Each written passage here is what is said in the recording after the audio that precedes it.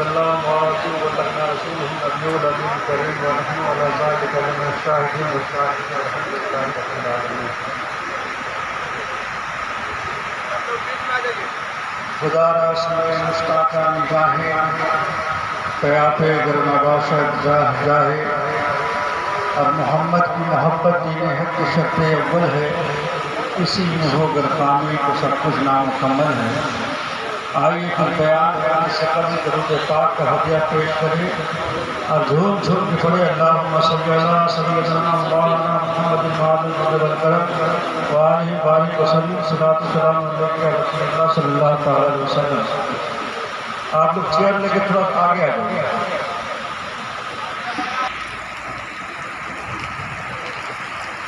لاہو قلم میں وصل محمد نہ آ سکے، قطرے میں کس طرح سمندر سما سکے.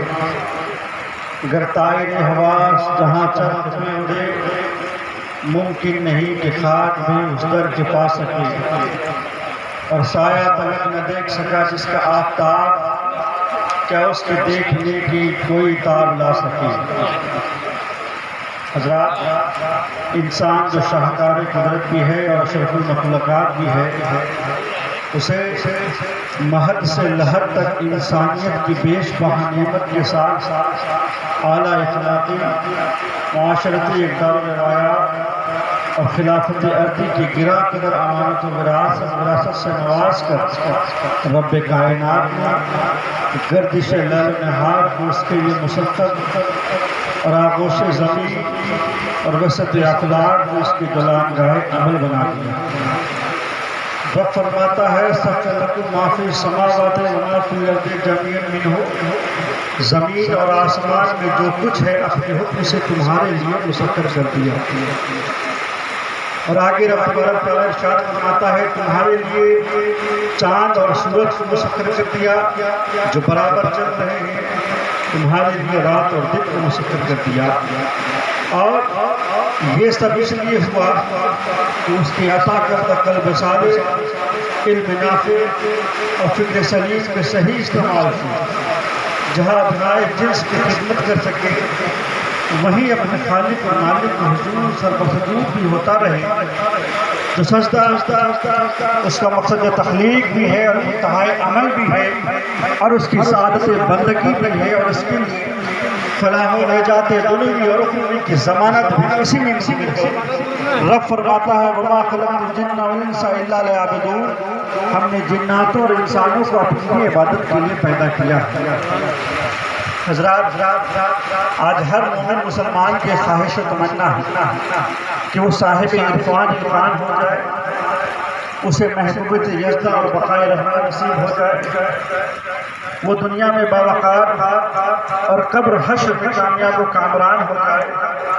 یاد رکھیے ارشاد خداوندی کے مطابق اس عظیم مقصد کے حصول کا صرف اور صرف ایک ہی طریقہ ہے کہ ہم تاجدار دو جہاں محمد مصطفیٰ صلی اللہ تعالیٰ علیہ وسلم کے مطیع فرمانبردار بن جائے.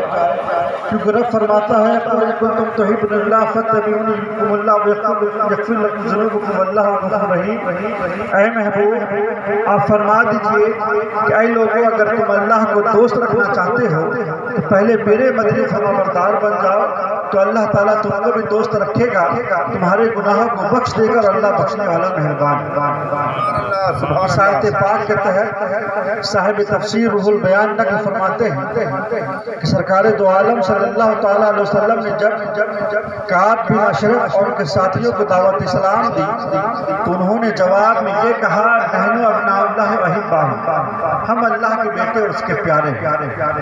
چنانچہ کعب بن اشرف اور ان کے ساتھیوں نے جب یہ کہا کہ ہم اللہ کے بیٹے اور اس کے پیارے ہیں، تو خالق کائنات نے اپنے پیارے محبوب سے فرما دیا کہ اے محبوب، آپ ان لوگوں سے فرما دیجئے کہ جو لوگ آپ کے وسیلہ جلیلہ کے بغیر اللہ کی محبت کا دعویٰ کرتے ہیں، جو لوگ آپ کی رحمت کو چھوڑ کر پھر بھی اپنے آپ کو اللہ کا پیارا سمجھتے ہیں، جو لوگ آپ کے فرمانبرداری کے بغیر بارگاہ خداوندی میں قرب حاصل کرنا چاہتے ہیں، ان کو بتا دیجئے کہ اے لوگ، اگر تم اللہ کو محبوب رکھنا چاہتے ہو، اے لوگ اگر تم اللہ کو عزیز عزیز چاہتے ہو، اے لوگ اگر تم اللہ کو دوست چاہتے ہو تو پہلے میرے فرمانبردار بن جاؤ، پہلے میرے تابع فرمانبردار بن جاؤ، اور جب تم میرے تابع فرمانبردار بن جاؤ گے تو اللہ تعالیٰ تم کو بھی دوست رکھے گا، تمہارے گناہوں کو بخش دے گا، تمہیں جنت عطا کرے گا، تم بھی سارے جہاں میں فلاح عظیم پانے والے ہو جاؤ گے، کیونکہ رب فرماتا ہے جس نے اللہ اور اس کے رسول کی اطاعت کی اس نے بڑی کامیابی۔ حضرات سرکار دو عالم صلی اللہ تعالی علیہ وسلم نے ایک مرتبہ ارشاد فرمایا، من اطاعنی فقد اطاع اللہ، جس نے میری اطاعت کی اس نے اللہ کی اطاعت کی۔ اس جملے پہ یہودی مذہب کے لوگ بہت زیادہ چہ بجبی ہو گئے، ان کے درمیان آپس میں یہ چینی گوئیاں شروع ہو گئی کہ اب آپ خدائی کا منصب لینا چاہتے ہیں، اب آپ اپنی پرستش کرانا چاہتے ہیں۔ ابھی یہودی لوگ یہ کہہ ہی رہے تھے کہ فوراً جبریل امین یہ آیت نازل ہوئے، من یطع الرسول فقد اطاع اللہ ومن تولی فما ارسلناک علیہم حفیظا، جس نے رسول کی اطاعت کی تحقیق اس نے اللہ کی اطاعت کی، اور اس نے آپ کے اطاعت سے گریز کیا اس پہ آپ کے کوئی ذمہ نہیں۔ سبحان اللہ۔ اس آیت پاک میں پروردگار عالم نے برملا یہودیوں کے اس خیال کی تردید فرما دی کہ اطاعت اور عبادت دونوں ایک ہی چیز ہے۔ اطاعت چاہنے والے پر یہ الزام رکھنا کہ وہ اپنی پرستش کرانا چاہتا ہے کھلا و بہتان اور قلب و ذہن کے واضح ترین شقاوت گمراہی ہے۔ یقیناً رسول کی شان یہی ہے کہ اس کی اطاعت کی جائے، بلکہ کہنے میں حق بجانب ہے کہ جس نے رسول کی اطاعت کی اس نے اللہ کی اطاعت کی، لیکن بیان کا رخ کتنا لرزہ خیز ہے کہ جو آپ کے اطاعت سے گریز کرتا ہے یا آپ کے اطاعت کو اطاعت الہی نہیں سمجھتا تو آپ کو اس پہ کوئی ذمہ ہے ہی نہیں، ہم نے آپ کو اس کے اوپر نگہبان بنا کر بھیجا ہی۔ تو آج مسلم معاشرے میں یہودیوں کے ذہن کا ایک گروہ موجود ہے جو اپنے نمائشی اسلام کے چلبن اور بیٹھ حق پرست مسلمانوں کو اسی طرح کی تعلیم دیتا ہے، اپنی بدعقیدگی اور کج فہمی سے منصب رسالت کے ہر توقیر کو وہ خدا ہی کا حق سمجھتا ہے۔ رسول اللہ صلی اللہ تعالیٰ علیہ وسلم کی جائز اسے پرستش نظر آتی ہے، بالکل یہودیوں کی طرح بات پہ ہمیں یہی تعلیم دیتا ہے۔ تو ایسے لوگوں کو قرآن کی اس آیت پاک سے بات حاصل کرنی چاہیے۔ حضرات میں بتاتا چلوں کہ آغاز اسلام میں جبکہ قدم قدم پر دشمنوں کی الغار سے زندگی گھائل ہو رہی تھی، توحید الہی کا اقرار قیامت کو بلا لانے کے مترادف تھا۔ قبائل کوفہ کے سارے فرما رواؤں نے رسول کی آواز کی سماع سے دنیا کو روک دیا تھا۔ انہی ایام میں رسول عربی صلی اللہ تعالی وسلم کوہ صفا کی چوٹی پر چڑھ گئے اور انہیں اچانک ٹوٹ پڑنے والے خطرہ سے خبردار کرنے والی زبان میں آواز دی، اور اس آواز پہ سارے اہل مکہ بے تحاشا دوڑ پڑے۔ آپ کے گرد جمع ہونے والوں میں ابو لہب بھی تھا۔ جب سب جمع ہو گئے تو حضور نے مجمع سے سوال کیا کہ اگر میں تم سے کہوں اس پہاڑ کی گھاٹی میں دشمنوں کا ایک لشکر چھپا ہوا ہے اور تم پر حملہ اور ہونا چاہتا ہے تو کیا تم میرے اس خبر کا یقین کرو گے؟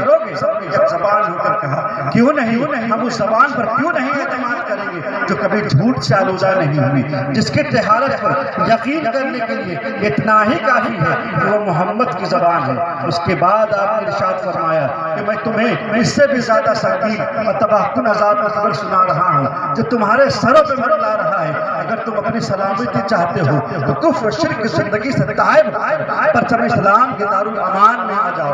حضور کی تقریر سن کے ابو لہب کے تن بدن میں آگ لگ گئی، آنکھوں سے چنگاری پھیلنے لگی۔ اس نے جلد غضب میں آ کے کہا تب لکا سائر اليوم آلہۃ کما تنام، اے محمد تمہارا ناش لگ جائے، کہ تم نے یہی سنانے کے لیے جمع کیا تھا؟ ابو لہب کی بات ابھی ختم بھی نہ ہو پائی تھی کہ قہر الہی کے بجلی چمکی، قہر خداوندی کے دھمک سے پہاڑ کا کلیجہ دہل گیا، فتح ہیبت سے حرم کی زمین کانپ اٹھی۔ اتنے میں روح الامین کے پروں کی آواز سرکار کے کان میں آئی۔ حضور نے نگاہ اٹھا کر دیکھا حضرت روح الامین کی آیت پیش کر رہے تبت یدا ابی لہب تب ما اغنی عنہ مالہ وما کسب، سجدہ نعرہ ذات سبحان اللہ سبحان اللہ، ٹوٹ جائے تو ہاتھ ابو لہب کے اور اس کا ناش لگ جائے تو عذاب سے چھٹکارا پانے کے لیے نہ اس کا مال کام آئے گا، اس کی کمائی بھی دولت کام آئے گی، اور اس کی بیوی جو لکڑیوں کا گٹھرا اٹھائے ہوئے ہے دونوں جہنم کے بھڑکتی ہوئی آگ میں جھونک دیے جائیں گے۔ اللہ اکبر، محبوب کو اذیت پہنچانے والے ایک فکر پہ ذرا قہر الہی کے چڑھتے ہوئے دریا کا تلاطم کو دیکھیے کہ ایک لمحے میں ابو لہب کی دنیا اور آخرت کا فیصلہ سنا دیا گیا۔ ابو لہب اپنے وقت کا نیا مجرم نہیں تھا، غضبناک تیور میں ڈوبی ہوئی آیتیں کل تک ہی نہیں سنائی گئی تھی۔ کل بھی تو غیر الہی کو حرکت میں لانے والے اسباب اس کے ذریعے صادر ہوئے تھے۔ خدائے واحد کے پرستش سے بغاوت کر کے ہاتھ سے تراشے ہوئے اسلام کو خراج بندگی کا مستحق قرار دینا کیا یہ کم درجے کا جرم تھا؟ لیکن قربان جائیے اس ادائے محبت کے کہ اپنے مجرم کا سوال آیا تو مہلت دے دی، لیکن محبوب کے مجرم کے تعزیر کے لیے ایک لمحے کا انتظار بھی روا نہیں رکھا۔ پھر کہنے والے نے جو کچھ بھی کہا اپنے بھتیجے سے کہا۔ دنیا میں کتنی ہی چچا ہے اس سے بھی زیادہ سخت جملے اپنے بھتیجوں کے حق میں استعمال کیا کرتے ہیں، لیکن بھتیجے کی طرف سے جواب دینے کے لیے کون کھڑا ہوتا ہے؟ سب تو یہی کہہ کے درگزر کرتے ہیں یہ چچا کا حق ہے، لیکن یہ حق اپنے محبوب کے بارے میں قرآن ہرگز تخلیص نہیں کرتا ہے۔ وہ نہایت سختی کے ساتھ تنبیہ کرتا ہے کہ منصب رسالت کے احترام خون کے رشتوں کے احترام سے کہیں زیادہ بالا تر ہے، اس لیے کسی کو بھی اجازت نہیں ہے کہ رشتوں کی زبان میں کوئی میرے محبوب سے گفتگو کرے، اس لیے جو پہلے میرا محبوب ہے، میرا مقتدر پیغمبر ہے، کائنات میں میرا نائب السلطنت ہے، میرے جلال و جمال کا آئینہ ہے اور میرے ہی کرم سے میرے قدرت و عظمت کا ایک بااختیار نمائندہ ہے۔ اس کے بعد وہ کسی کا باپ، کسی کا بیٹا، کسی کا بھتیجا ہے۔ میرے قائم تاکہ اور منصب کا احترام سب کے لیے ضروری ہے۔ اس منصب کی بے حرمتی ایک لمحہ کے لیے بھی گوارا نہیں کی جائے گی۔ حضرات، اگر کوئی کھلا ہوا کافر رسول عربی صلی اللہ تعالیٰ علیہ وسلم کی عظمت و شان کا منکر ہو، یہ تعجب خیز امر نہیں تو بیگانے محض ہے۔ کلمہ اسلام کے ساتھ اس کا رشتہ ہی کیا ہے جو پیغمبر اسلام کا احترام بجا لائے گا؟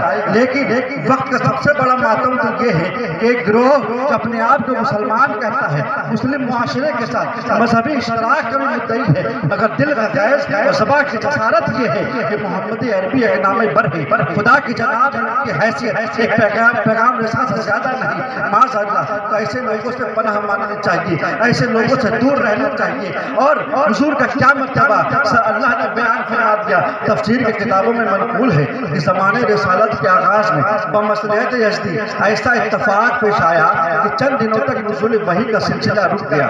کفار مکہ کو جب اس کی خبر ہوئی تو انہوں نے ازراہ تان یہ کہنا شروع کر دیا، وَدْعَا رَبُّ مُحَمَّدٍ مُحَمَّدًا، محمد کے رب نے محمد کو چھوڑ دیا اور ان کی طرف سے نظریں پھیر لی۔ کفار کی اس بدگوئی سے سرکار کی قلب مبارک کو صدمہ پہنچا اور حضور اداس رہنے لگے۔ رحمت یزدانی سے اپنی محبوب کی اداسی دیکھی نہ گئی، خاطر اقدس کی تشفی کے لیے فوراً ہی آیت نازل فرمائی، وَالضُّحَىٰ وَاللَّيْلِ إِذَا سَجَىٰ وَوَدَّعَكَ رَبُّكَ وَمَا قَلَىٰ وَالْآخِرَةُ خَيْرٌ لَكَ مِنَ الْأُولَىٰ وَلَسَوْفَ يُعْطِيكَ رَبُّكَ فَتَرْضَىٰ۔ قسم ہے آپ کی، جب پوری طرح چھا جائے آپ کے رب نے آپ کو چھوڑا ہے، نہ مکرو جانا ہے اور آپ کے ہر آنے والی گھڑی آپ کے لیے پہلی گھڑی سے بہتر ہے اور بلا شبہ آپ کو قریب کہ آپ راضی ہو جائیں گے۔ حضرات، نعرہ تکبیر، نعرہ رسالت، نعرہ رسالت، پیر طریقت سید شاہ فضل اللہ قادری، نعرہ تکبیر۔ حضرات، اس آیت خاص طور سے جو چیز قابل غور ہے وہ یہ ہے کہ محبوب خاموش ہے اور دشمنوں کے طعن کا جواب رب ذوالجلال دے رہا ہے۔ یگانت اور پاسداری کا یہ حقیقت افروز تعلق کیا کسی اور نامے بر کے ساتھ میں دیکھا گیا ہے؟ بعض علماء تفسیر فرماتے ہیں کہ اس آیت میں چرتے جن سے مراد حضور کا عارض تابہ ہے اور شب تاریخ سے اشارہ محبوب کی قسمی انبری کی طرف ہے۔ گویا مدعے کلام یہ اے محبوب اپنی رخ روشن میں زلفیں بکھیر کر دیکھیں کہ کیا ایسا چہرہ بھی گرہت و انقطاع کے قابل ہو سکتا ہے؟